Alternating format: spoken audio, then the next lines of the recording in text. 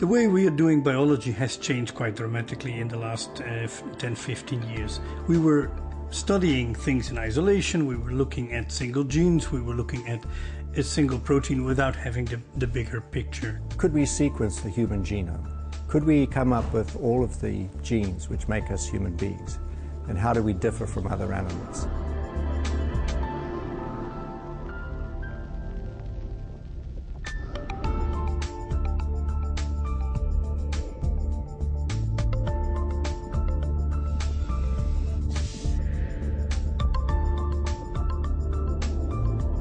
This was a big breakthrough to understand what genes are, how many genes we have, but it was not sufficient.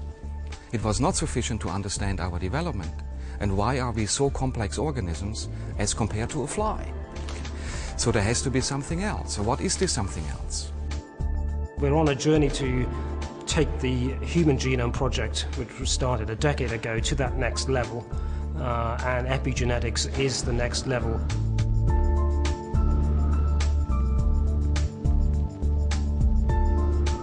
Essentially what we were trying to find out and to understand is how the genetic information that is identical in your brain cell versus your liver cell, how that can, in one case, generate the brain and the functions of the brain, and on the other end, how can it generate a liver and the functions of a liver.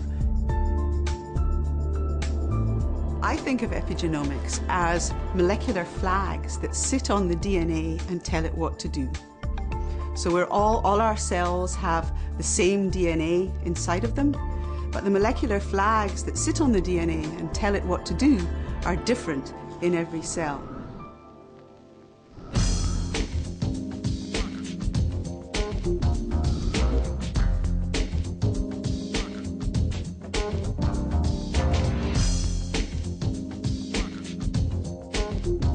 Today is the opening of the Blueprint project, which is an EU-funded large consortium. The Blueprint project is very much a European effort, but it feeds into this much more global international system. It is focused on mapping blood cells. So we want to know what goes on inside blood cells. Blood is the most accessible tissue that we have, and so you can get that from someone.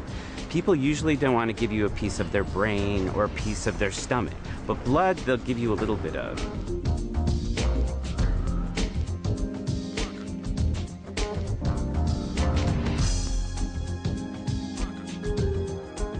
One day we will use the results from projects like Blueprint to give those people who need care a more personalized treatment plan.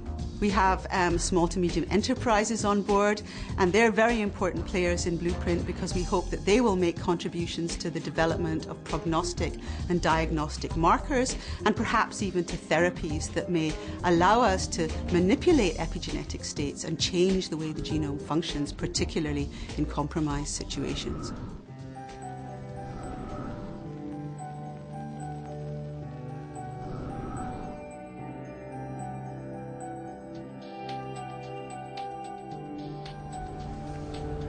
So the biggest intellectual challenge associated with this project is making sense of all the data once we get it.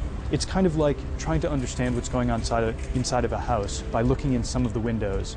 And some of the windows are dark because the curtains are drawn, some of the windows are dirty and so the vision is blurry. And then after going in and looking in these upstairs, down in the basement, you put together a picture. Now we have the technologies to look at the whole epigenome in a single experiment. That would have taken years to do for a single genome or epigenome in the past. Now we can do the same type of experiment at higher resolution, at lower cost, within days.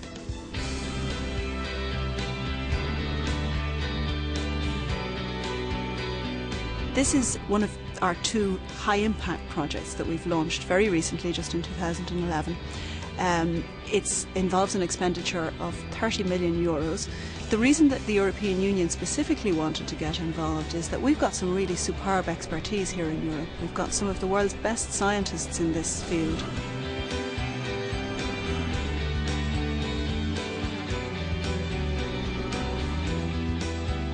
So this is a very exciting time in genome biology, and this particular consortium and this program of work is very, very timely. I'm expecting that it will create more questions than answers, and that's fine by me, because we also want to leave something interesting to study to the next generation.